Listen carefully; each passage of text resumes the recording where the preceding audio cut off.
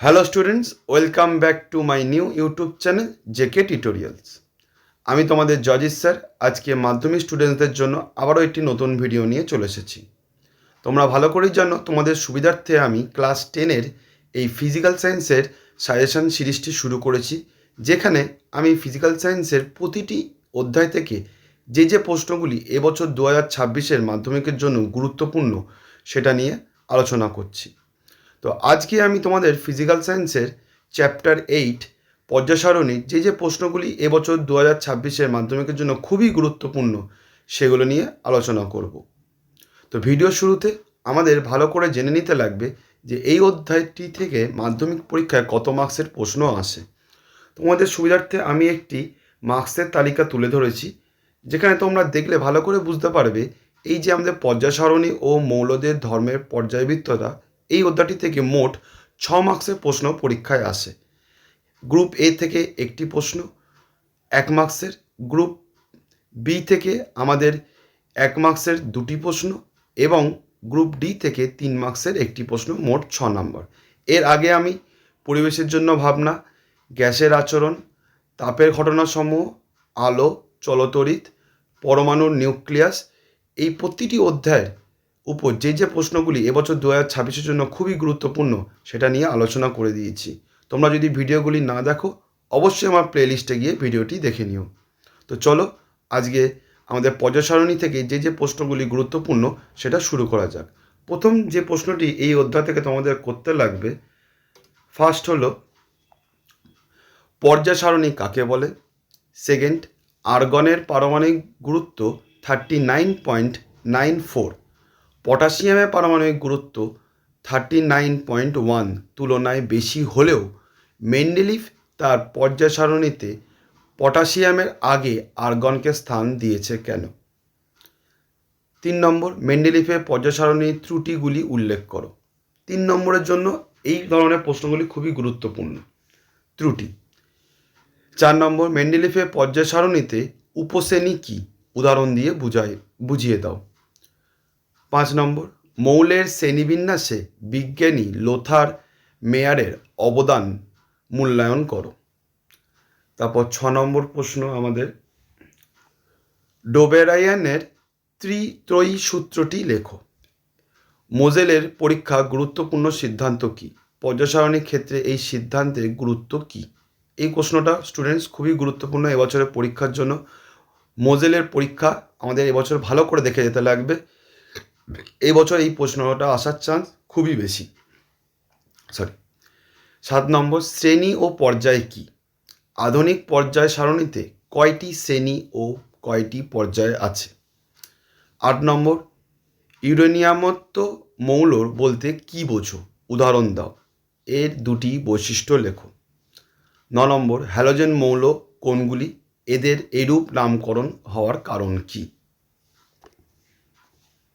10 নম্বর, হাইড্রোজেনকে দুষ্ট মৌল বলা হয় কেন? খুবই গুরুত্বপূর্ণ প্রশ্ন স্টুডেন্টস এবছরের জন্য। অথবা এই প্রশ্নটাকে একটুখানি চেঞ্জ করে দিতে পারে যে আধুনিক পর্যায় সারণীর 1 নম্বর শ্রেণী অর্থাৎ ক্ষারধাতু এবং 17 নম্বর শ্রেণী মৌল অর্থাৎ হ্যালোজেন মৌলগুলোর ধর্মের সঙ্গে হাইড্রোজেনের ধর্মের সাদৃশ্যতা ও বৈসাদৃশ্যতা লেখো। 11 নম্বর, সন্ধিগত মৌলের 3টি বৈশিষ্ট্য লেখো। একটি সন্ধিগত মৌলের উদাহরণ দাও।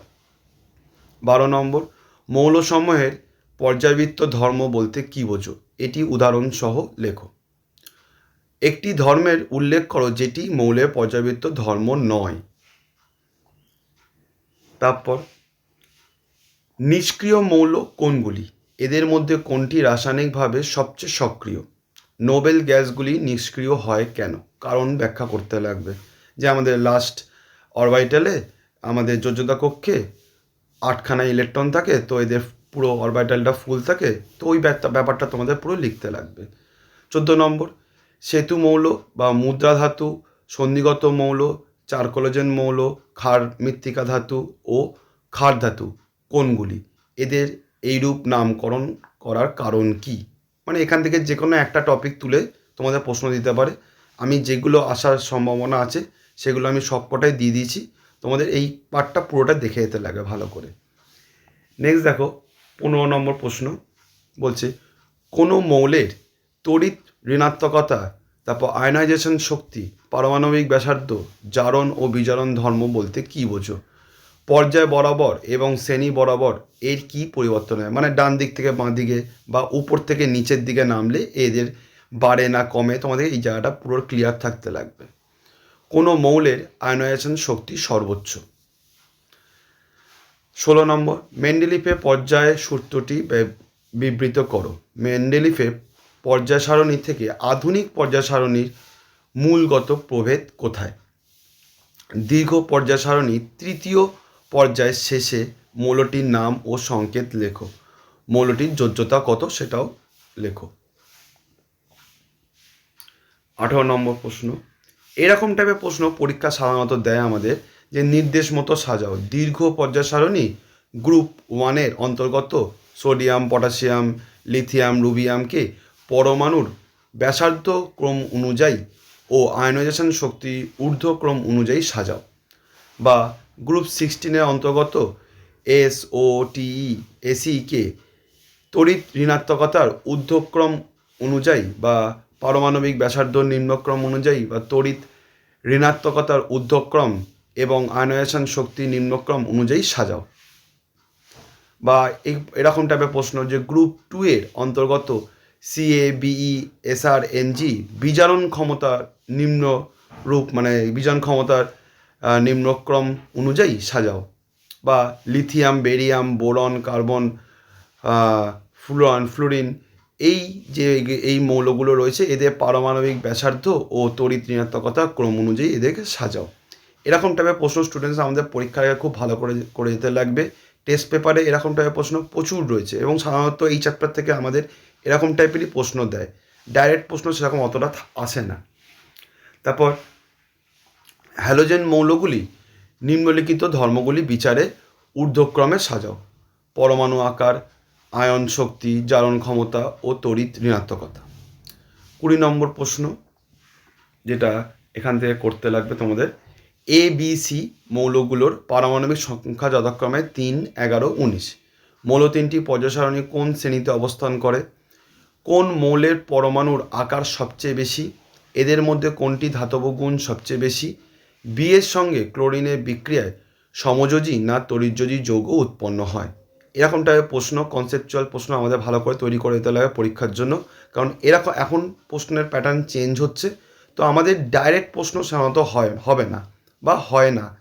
তোমরা যদি ABTA টেস্ট পেপার দেখো বা পর্ষদের টেস্ট পেপার বা রায়মার্টিনের, দেখবে এরকম টাইপের অনেক প্রশ্ন এবছর পরীক্ষায় বিভিন্ন স্কুলের টেস্টের এক্সামে এসছে। নেক্সট দেখো স্টুডেন্টসরা, 21 নম্বর, একটি মৌলের পরমাণু ক্রমাঙ্ক 17। আধুনিক পর্যায় সারণীতে এর অবস্থান উল্লেখ করো। মৌলটির প্রকৃতি, ধাতু না অধাতু, কিরূপ সেটা ব্যাখ্যা করতে বলেছে। তারপর 22 নম্বর প্রশ্ন, ধরো A, B ও C মৌলগুলির পারমাণবিক সংখ্যা যথাক্রমে 6, 8 ও 10। C হলো একটি নিষ্ক্রিয় গ্যাসীয় মৌল। তাহলে কোন মৌলের অপরাতড়িৎধর্মিতা সবচেয়ে বেশি? তারপর B, কোন মৌলটির পরমাণুর আকার সবচেয়ে কম? বা B মৌলটির পর্যায় সারণীতে অবস্থান উল্লেখ করো। 23 নম্বর, A ও B দুটি মৌলের পারমাণবিক সংখ্যা যথাক্রমে 7 ও 20। মেন্ডেলিফের পর্যায় সারণীতে A ও B এর অবস্থান নির্দেশ কর। 24 নম্বর প্রশ্ন, ক্লোরিন পারমাণবিক গুরুত্ব 17, সোডিয়াম পারমাণবিক গুরুত্ব 11, ম্যাগনেসিয়াম পারমাণবিক গুরুত্ব 12, তারপর ক্যালসিয়াম পারমাণবিক গুরুত্ব 20, সোডিয়াম 16, ফ্লুরিন 9। এদের মধ্যে কোন ধাতব মৌলগুলি মেন্ডেলিফের পর্যায় সারণীর দ্বিতীয় পর্যায়ে অবস্থিত? তারপর বা কোশ্চেনটা অন্যরকমভাবে একটু দিতে পারে, যে কোন অধাতব মৌলগুলি মেন্ডেলিফের পর্যায় সারণীর তৃতীয় পর্যায়ে অবস্থিত? আমাদের পারমাণবিক গুরুত্ব থেকে কিভাবে শ্রেণী, তারপর আমাদের পর্যায় কীভাবে বার করতে লাগে সেটা তোমাদের ভালো করে দেখে যেতে লাগবে। তারপর XY যে 3টি মৌলের পরমাণু ক্রমাঙ্ক যথাক্রমে 6, 8, 10। কোনো মৌলটি নিষ্ক্রিয় বা কোনটি সবচেয়ে বেশি অপরাতড়িৎধর্মী মৌল?